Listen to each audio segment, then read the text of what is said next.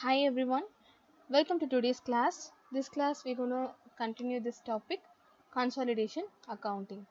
Again, this is illustration 6. So, the question is which of the following investment owned by Indico should be accounted for using the equity method in the consolidated financial statements?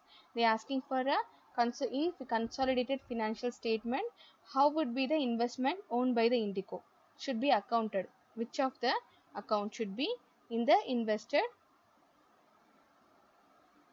equity method? Okay, so they have given options: 30% of non-voting preference of yellow share capital, okay, 18% of ordinary share capital in a blue, with directors of Indigo having 2 of 5 places. They have, out of 5 they have 2 places on a board of directors.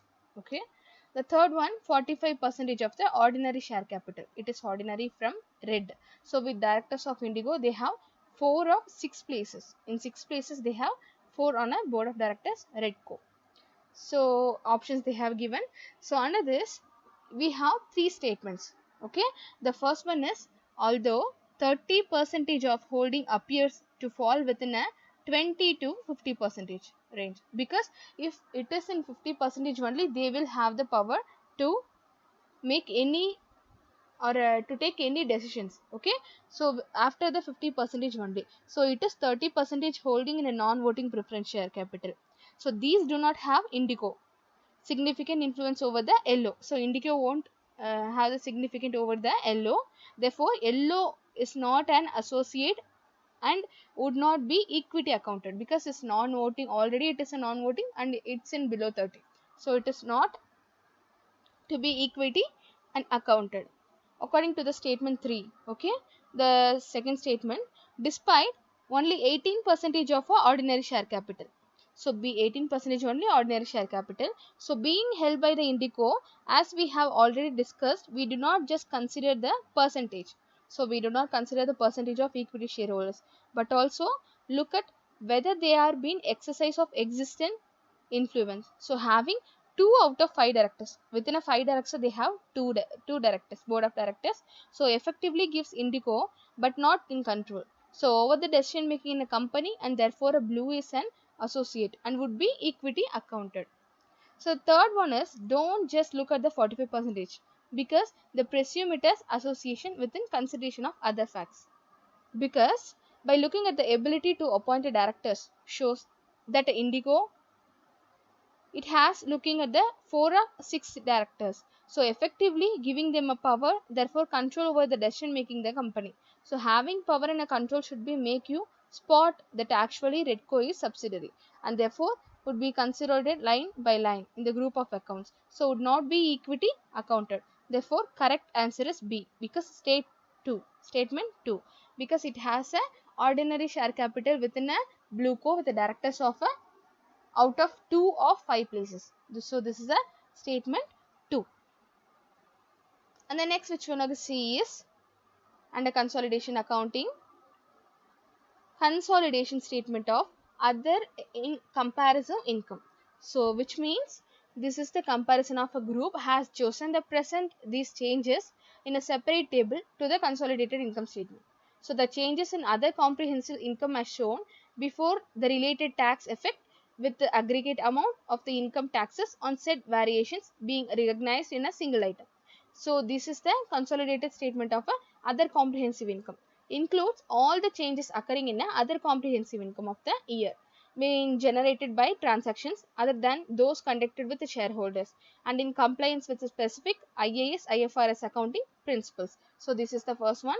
And the next which we are going to see is consolidated cash flow statement. So this is nothing but it's split by area formation. So various types cash flow of indicated international accounting standards included. It's from cash flow means inflow and outflow, okay, expenses and losses. So in this, though we are of the opinion that it is not an ideal format to understand the cash flow of an industrial group such as a SOGIF. The report of the board of directors therefore includes another statement that shows cash flow generated by operations, so which we consider by more effective and also it cash flow generated operations, which we consider to be more effective tool for understanding how funds are generated and aborted within the group. So this is the second one. And the third one, the consolidated cash flow statement has been prepared using the internet method. So means, please note that in the cash flow, the change in the working capital may not coincide with the difference between the opening and closing statement. Because of the exchange differences, in fact, cash flow generated area covered using the average exchange rate for the year. So while the difference between the opening and a closing consolidated statement of a financial position figures in euro may be influenced by changes in the exchange rate at the beginning and end of the year, so which have little to do with the generation or absorption of cash flow within a working capital. So the exchange differences generated by opening and a closing statement of financial position that are booked exchange of differences on assets and liabilities in equity in the consolidated cash flow statement. So whereas in the consolidated cash flow statement required IAS 7, so they are booked to exchange differences. And the next one is consolidated statement of changes in equity, so which means it included and required by international accounting standards, showing separately the net result for the period and any change that was not charged through the income statement but directly to consolidated other comprehensive income on the basis of specific IAS IFRS, as well as transaction with shareholders in their role as shareholders. So in the next one, consolidated financial statement, which addresses accounting for a subsidiaries on consolidation, where remains IAS Indian Accounting Standards 27 after the implementation of IFRS 10. So is the accounting treatment for subsidiaries, jointly controlled entities and associates in their separate financial statements. So consolidated statements are referring IFRS 10. Okay. The aim of the IFRS 10 is to establish a single control model that is applied to all entities, including special purpose entities. The changes require those dealing with the implementation of IFRS 10, okay, to exercise significant judgment to determine which entities are deemed to be controlled and therefore require consolidation by the parent company. And the next one is objective of the standard. What are the objectives we used to know? Means IFRS 10 is equal to consolidation accounting. So it is a set out of the standard is to be established principles for the presentation and preparation of consolidated financial statement when an entity controls one or more entities. So to meet these objectives, the first one requires an entity that controls one or more other entities.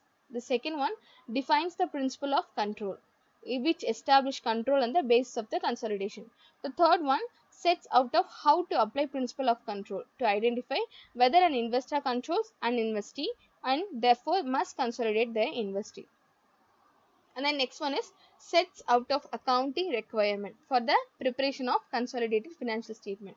And then finally, it defines an investment entity and sets up the exception to consolidating particular subsidiaries of an investment entity. So these are the objective of the standards.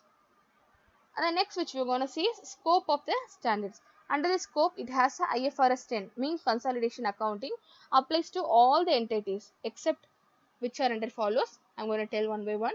So if all following conditions are met, a parent need not present consolidated final statements. So what are the statements? Means it is subsidiary of another entity, all its other owners, including those not otherwise entitled to vote, have been informed about, and the parent not presenting consolidated financial statements. Second one, its debt or equity instruments are not traded in a public market. Then it didn't file nor is in the process of filing financial statements for the purpose of issuing instruments in a public market.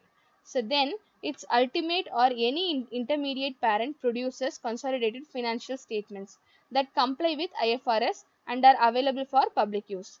Then the post or long-term employee benefit plan to which IAS 19 employee benefits applies. And then an investment entity need not present consolidated financial statements, but rather measure all of its subsidiaries at a fair value through the profit and loss account. The steps to consider when determining whether there is a control, the following steps highlight, because thought process should be followed when determining whether the investor's rights Okay, rights gives it control over the investee. So these are the controls: identifying the investee, identifying the relevant activities, identifying how decisions about the relevant activities, and assessing whether the investor controls an investee. These are the things which they have to investors' rights gives to it control, okay, over these investees. Next, which one go see the control mode. Under this control mode, it has consolidated statement of other comprehensive incomes. So based on this, first one is control and power, exposure, and link between power and result. See, the control mode is nothing. See, see the see under the control, that is the investor controls the investee if and any on and only if all the following three elements are met.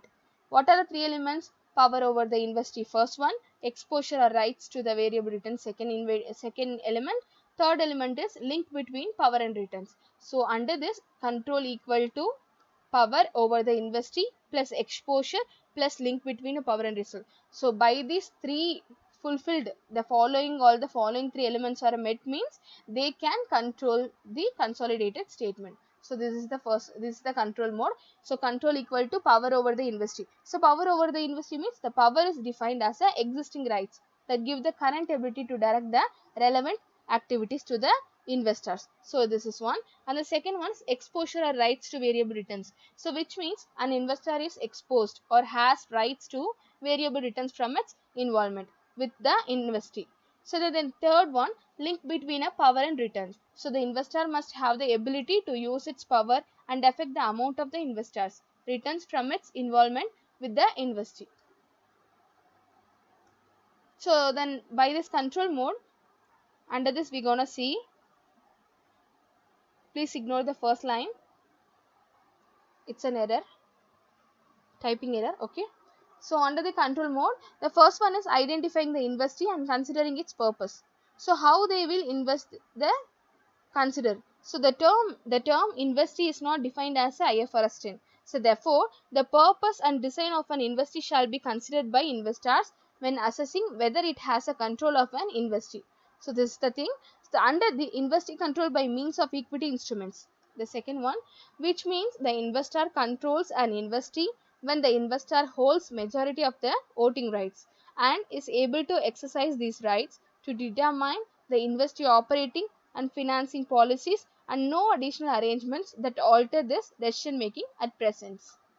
The third one, where voting rights are not dominant factor in determining control. So the investor would need to consider the design of the investee in the terms of, the first one is the risk the investee will be exposed to, and then second one is the risk it will pose on the parties involved with it. Third one, whether the investor is exposed to some or all of the risk. So by implicating, if the investee risk exposure to high, it passes part of it on the investors. So if the investor is exposed some of the risk, it is likely that the investee has been set up under the power of investors. The next which we are going to see is control over specified assets and liabilities of an investee. So what are the controls? So an investor shall consider whether it treats a portion of an investee as a deemed separate entity, and if so, whether it controls the deemed separate entity. So an investor shall treat a portion of an investee as deemed separate entity if and only if the following condition is satisfied. Okay, under this, what are the satisfied mean? Specified assets of the investee or the only source of payment for a specified liabilities of or specified other interest in the investee. So parties other than those with the specified liability do not have the rights or obligations related to the specific assets or residual cash flows from those assets. So in substance, none of the returns from the specified assets can be used by the remaining investee, and none of the liabilities of the deemed separate entity are payable from the assets of the remaining investee. So in substance, all the assets and liabilities and equity of the deemed separate entity are ring fenced from the overall investee. So such as deemed separate entity is often called a SILO, SILO, okay. The next one is how decisions about the relevant activities. So by this, the definition of a power requires consideration whether the investor has the current ability to direct the relevant activities. So therefore, it's important that we consider how decisions about the relevant activities are made. So examples, establishing and operating capital decisions of the investee, which includes budgets. Okay. Then appointing and remunerating an investee key management personnel or a service providers and terminating their services or employment. So these are the decisions under the relevant activities. The next one is power over the investee. So which means it arises either individual or in a combination from a rights. So in the form of voting rights or a potential voting rights to appoint, reassign or remove members of an investee, key management personnel or any other entity that has the ability to direct relevant activities. So to direct the investee to enter into the veto on any changes transactions for the benefit of the investors and diagrammatic representation of deemed separate entity. By this, the assets, liabilities, equity of an each of the above is a silo or a ring fenced from an overall investee. So each other investor A investee and investor B investor A's examples of this. So by this, these are not limited to selling and purchasing of goods and services, managing financial assets during their life. So selecting and acquiring, disposing of assets, researching and developing new products or processor. Just I'm saying what I have given in the material. So please go through the material while you listen this, or after this class you can go through the material. And then lastly, determining a funding structure of obtaining funding. So that give the holder current ability to direct relevant activities even it is rights to direct have yet to be exercised. The next one is assessing power, which means which consider appropriate rights in order to assess power. So only substantive rights that are not protective shall be considered, means power voting rights with a majority of voting rights. So under this, relevant activities are directed by a vote. So majority of the governing body members are appointed by a vote power only. So without a majority of voting rights power, without a majority of voting rights can be exercised any of the following contractual arrangements with other vote holders. So investors can gain the right to exercise voting rights sufficient to give it power. Might ensure that the investor can direct other vote holders on how to vote, enable the investors to make decisions about relevant activities rights from other contractual arrangements, and voting rights in combination with other decision making rights can give an investors the current ability to direct the relevant activities of investee. In this, economic dependence of investee on investors does not automatically lead to the investors having power over the investee.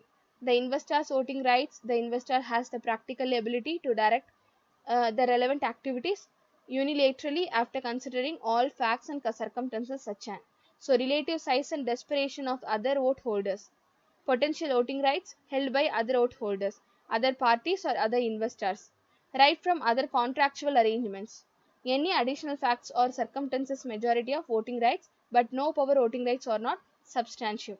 So relevant activities are not directed by vote potential voting rights, only considered if they are substantive. So could arise from convertible instruments, options or forwarding contracts.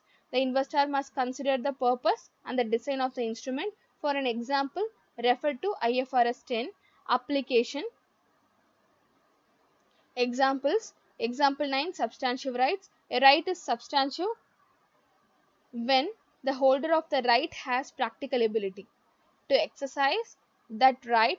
This requires judgment and factors to consider when making the decision, including but not limited to. So whether there are barriers that prevent holders from exercising its rights, from example, laws and regulation. So there is a practical mechanism to facilitate multiple practice to collectively exercise their rights. The parties holding rights would benefit from the exercise of those rights. So the rights are exercisable when decisions about the relevant activities need to be made. For an example, refer IFRS 10 application examples. This protective rights. So protective rights defined as a rights designed to protect the interest of a party. holding those rights without giving a party power over the entity to which those rights relate. So therefore, an investor that only holds a protective rights does not have power over an investee. So neither can they prevent another party from having power over an investee. Franchise agreements are generally considered to be protective rights. In this next one, scope of decision making authority. So now we're going to see what are the scope in decision making authority. So which means the activities permitted by the decision making agreement and specified by law. And then next, the decision available to the decision making when making decisions. Then purpose and the design of the investee, and the risk the investee will be exposed, the risk it will pose on the parties involved with it, and the level of involvement the decision maker had in the design of the investee rights held by other parties. Substantive rights may affect the decision maker's ability to direct relevant activities. So when a single party holds removal rights, this is sufficient to conclude that the decision maker is an agent. So substantive rights to restrict activities of the decision maker apply same treatment as removal rights. Examples: variable returns. So under this, first one is dividend, commission, royalties, interest, management fees, other distribution economic benefits. It will change in a value of an investment. So these are the things of scope of decision making authority. So under this decision making, there is a main thing which has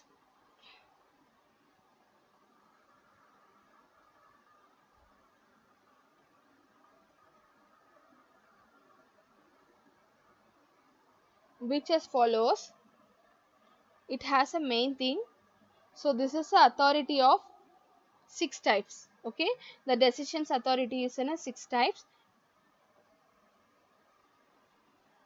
Excuse me.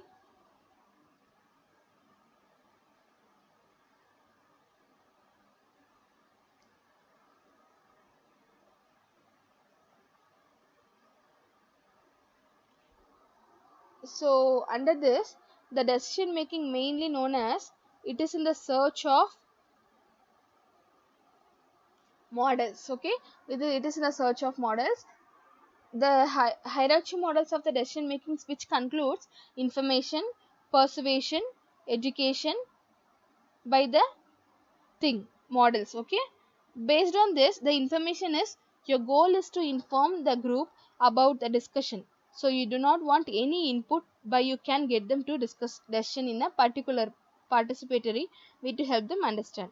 The persuasion means you want them to understand it, accept it, and be able to apply it when needed as intended, so you do not want resistance to it. The third one, education. So education, you already know, if people do not know about the decision, they can't apply it. The same thing, your purpose is to ensure the right people know all the components parts of the decision, so this way they can tell others why the decision exists and how to apply it. So essentially, hope that employees or a community members are able to use their minds intelligently when applying it or making slight deviations to the decisions. So this is the decision making authority. The greater number of economic units to which economic decision making authority is decentralized, so the lower will be average divergence of individual performance. So decision authority is the right, power, obligation to make a decisions and duty to answer for its success and a failure. So nation, societies, organization, teams, groups typically have a system that makes a decision authority clear. By this, our class is over. Tomorrow we're going to see in our next class. Thank you all.